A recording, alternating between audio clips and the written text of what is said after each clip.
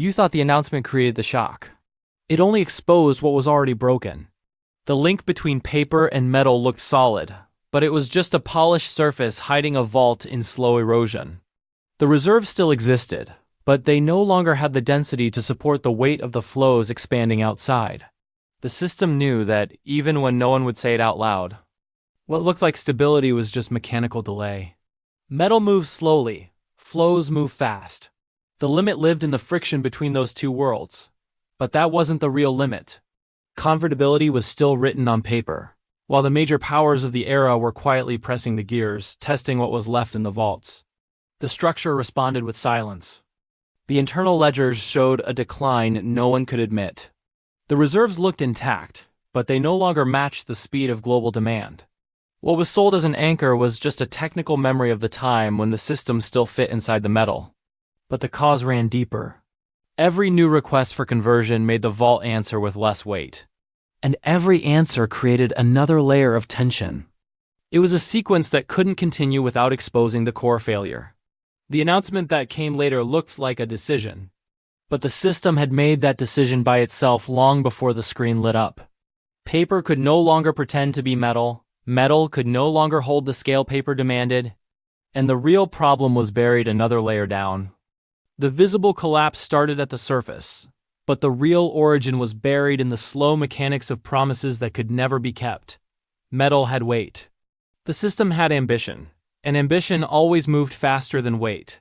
The powers of the time pushed the flow of paper far beyond what the vaults could support. Every new expansion looked controlled, but it shifted something no one wanted to face. But that still wasn't the true cause.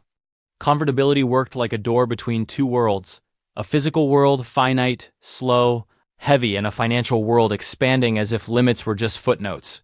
The door began to creak, then to vibrate, then to lock from the inside. The central banks involved tried to preserve the illusion of balance, holding onto the metal with one hand, while increasing the paper with the other. The mechanism looked stable, but it already carried the friction that would break it. Yet the deeper pressure was buried further down. Global flows of that era grew in speed, not in substance. And each flow demanded a promise of conversion the vaults could no longer support. The officials of the time knew the metal would never match the scale of the system. So they kept pushing the limit forward, hoping it wouldn't arrive too soon. But the limit didn't move. The architecture supporting everything depended on trust. Trust depended on metal. And the metal depended on something that had been fading away slowly. The available reserves still existed in numbers, but not in enough weight. With every external test, the vault answered with less solidity. With every promised withdrawal, the system became lighter on the inside and heavier on the outside. The problem came from another layer. The entire architecture relied on an impossible premise, that a world expanding infinitely could stay tied to a backing that never grew. And when the flows began demanding proof, the metal made it clear it would no longer support the paper. But even that wasn't the real limit. The surface showed vaults being tested. But the decisive mechanism was hidden behind the screens that measured confidence in real time. The system relied on a silent ritual. Every promise of conversion had to look possible, even when it no longer was. Behind that ritual, another machinery was running. The central banks involved were tracking flows that shifted faster than they could react. Lines that once moved slowly began to spike, and each spike revealed an uncomfortable truth. The metal couldn't match the speed of the world, but that still wasn't the main rupture. There was a gap forming between three layers: the pace of global trade, the pressure on reserves, and the speed of monetary creation. Those three lines were supposed to run together. They began to open like diverging blades. On internal charts, pressure zones appeared in places that had once been stable. It wasn't scarcity, it was asymmetry. The more the system tried to stabilize the surface, the faster the internal machinery accelerated. And the faster it accelerated, the more it exposed the fragility of the anchor that supposedly guaranteed everything. But the mechanism carried something else. Some forces of the time noticed the breach. If metal was fixed and paper was expansive, whoever controlled the flow controlled the system, not the reserve. And the flow was being drained. Each external demand for conversion acted like a scalpel, removing physical weight and revealing the structural emptiness behind the promise. Convertibility stopped being a pillar and became a threat to the system itself.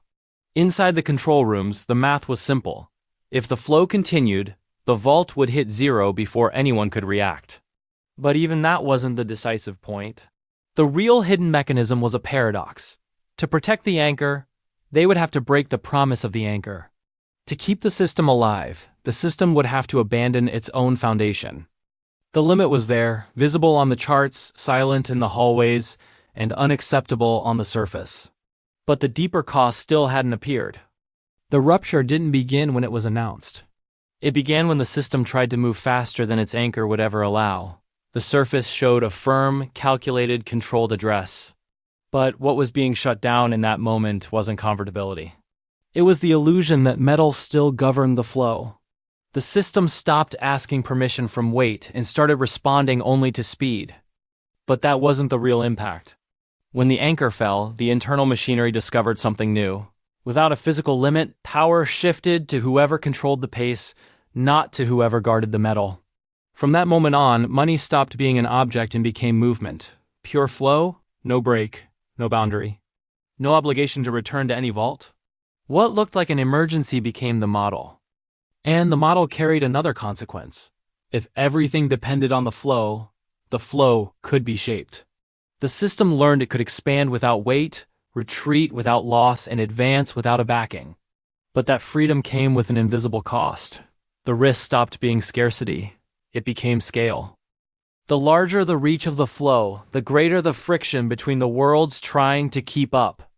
And the faster the flow accelerated, the clearer it became to the dominant structures that equilibrium no longer existed. Only direction, but that direction carried another fracture. By cutting the link to metal, the system also cut the only boundary that prevented infinite expansion. And infinite expansion creates something else. Accumulated instability. That's how a speech delivered from a controlled room turned what used to be money into an instrument. And turned the instrument into a global lever. The present didn't come from a plan. It came from exhaustion. And from a decision that simply made visible the rupture already underway. If this episode clarified something for you, leave your view in the comments and follow the next chapters. More layers need to be exposed.